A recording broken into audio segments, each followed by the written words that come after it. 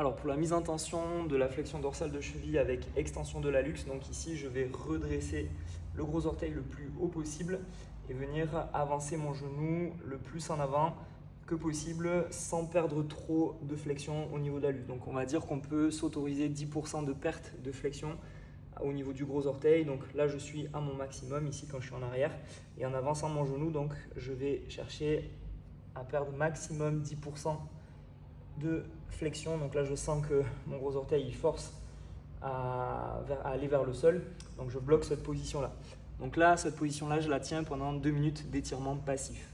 À la fin des 2 minutes d'étirement, donc j'essaye de gagner un petit peu plus en flexion en amenant mon genou vers l'avant pour fléchir la cheville davantage, et à la fin des 2 minutes, donc je viens pousser à enfoncer mon gros orteil dans le sol comme si je voulais griffer le sol avec mes orteils, d'accord? Donc je viens pousser contre ma main et passer à 20% d'intensité de contraction et tenir 5 à 10 secondes. On passe à 40% d'intensité, 5 à 10 secondes, 60% d'intensité, 5 à 10 secondes, 80% et 100%. À la fin des 100% d'intensité de contraction, j'essaye au contraire de relever tous mes orteils et mon gros orteil vers le tibia. D'accord, donc je force toujours en gardant mon maintien avec ma main. J'essaie de décoller mon gros orteil de mes doigts et je tiens à 100% d'intensité pendant 20 secondes de maintien et je force au maximum.